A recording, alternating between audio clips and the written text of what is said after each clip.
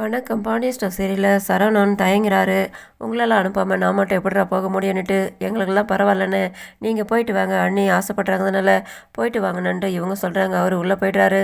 அதுக்கப்புறம் இவங்க 3 பேர் மட்டும் நின்றுக்கிட்டு இருக்காங்க. அவங்கள மட்டும் உங்கள் அப்பா அனுப்பி வைக்கிற சொல்லியிருக்கா, அதனால் உங்களுக்கு வருத்தமாக இல்லைன்ட்டு, எங்களுக்கெல்லாம் அதெல்லாம் ஒன்றும் இல்லை, அண்ணா அண்ணி சந்தோஷமாக இருந்தால் போதுன்ட்டு இவங்க சொல்கிறாங்க. அப்போது செந்தில் சொல்கிறாரு, என்ன ஃபுல் டே தான் வேலை வாங்குறாரு, கையில் பைசா கூட கொடுக்குறதில்ல, மீனாவுக்கு ஒரு முழம் பூ கூட வாங்கி கொடுக்குறதில்லன்னு இவர் வருத்தப்பட்டு பேசிக்கிட்டு இருக்காரு.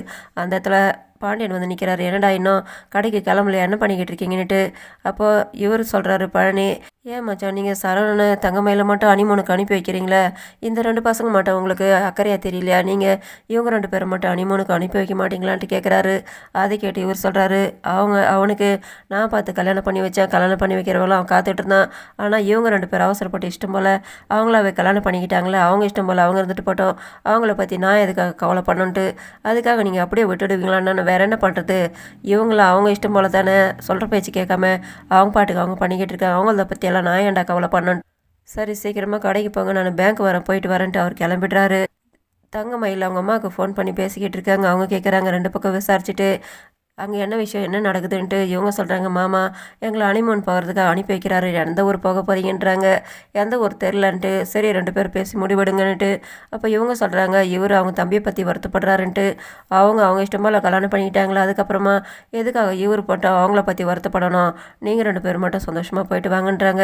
அந்த இடத்துல சரவணன் வந்து நிற்கிறாரு. நம்ம எந்த ஊர் போக போகிறோன்ட்டு கேட்கும்போது இவர் வருத்தப்படுறாரு.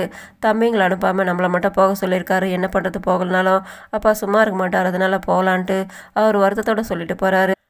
பழனி சாப்பிட்றதுக்காக வந்து உட்காராரு. ஏன்டா எல்லாரும் சாப்பிடும்போது சாப்பிட்றத விட்டுட்டு எதுக்காகடா நீ இப்போ வந்து சாப்பிட்டுக்கிட்டு இருக்கன்ட்டு, என்னை மாமா தான் ஒவ்வொரு தடவை ஒரு வேலை வச்சுக்கிட்டு இருக்காரு, அதனால் இப்போ தான் வந்து சாப்பிட்றேன்ட்டு. ஏக்கா நீ மாமாவை எப்படிக்கா கல்யாணம் பண்ணிட்டு இப்படி இருக்க, நீ வருத்தமே வரலன்ட்டு, ஏன்டா அவருக்கு என்னடா குறைச்சலன்ட்டு. ரொம்ப தான் குறைச்சல, அவர் ரொம்பவே ஓவராக பேசுகிறாரு பண்ணுறாருக்கா. தங்கமயில சரவணன் மட்டும் அனிமூன் அனுப்பி வைக்கும்போது பசங்க 2 பேருமே மட்டம் தட்டி பேசுகிறாங்க.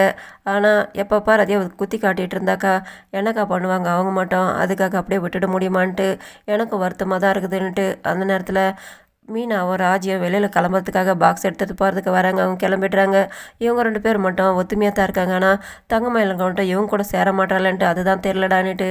அப்போ இவர் சொல்கிறாரு, ஆனால் மாமா சரவணனை தூக்கி வச்சு பேசுகிறாரு, மற்ற 2 பசங்களை மட்டும் தட்டி பேசுகிறாரு, அதனால் அவங்களுக்கு 2 பேரும் பிரச்சனை வரலாம். அதே மாதிரி மருமக தங்கமயில் மட்டும் தூக்கி வச்சு பேசுகிறாரு, ராஜ மீனாவை மட்டும் தட்டி பேசுகிறாரு. இப்போ பாரு எல்லோரும் பப்ளிக்கில் வச்சு திட்டி சண்டை போடுறாரு. இதனால் பசங்களுக்குள்ளே பின்னால் பிரச்சனை கூட வரலாங்க்கா. அவர் நல்லது பண்ணுறான்னுட்டு அவர் தெரிஞ்சு பண்ணுறாரா தெரியாத பண்ணுறாரான்னு தெரியல, அதனால் பசங்களுக்குள்ளே பின்னால் பிரச்சனை கூட வரலான்ட்டு இவர் சொல்கிறாரு. அதை கேட்டதோ கோமதி வருத்தப்படுறாங்க. அந்த மாதிரிலாம் நம்ம பசங்க இருக்க மாட்டாங்கன்ட்டு, நாமளும் அப்படி தான் நினைக்கிறோம், நல்ல பசங்க. இப்பேற்பட்ட பசங்களை இவர் புரிஞ்சிக்காமல் நடந்துக்கிறாரு, நல்லது பண்ணுறான்ட்டு இவங்களுக்குள்ளே சண்டை மூட்டி விடாமல் இருந்தால் போதுன்னுட்டு அவர் சொல்கிறாரு. இதோட முடியுது. நன்றி, வணக்கம்.